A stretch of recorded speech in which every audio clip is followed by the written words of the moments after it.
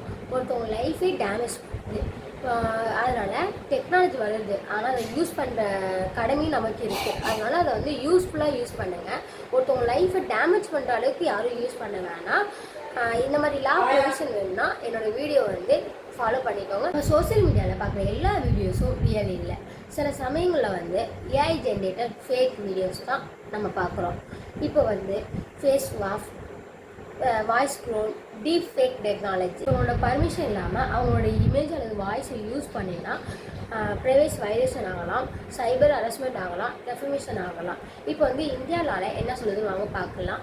Information technology act 2000 section 66C, section 66D and 67A மாதிரி provisions தான் apply ஆகும். BLS கீழே சீட்டிங், டெஃபமேஷன், ஃபோர்ஜரி இது போன்ற ப்ரொவிஷன்ஸ் தான் அப்ளை ஆகலாம்.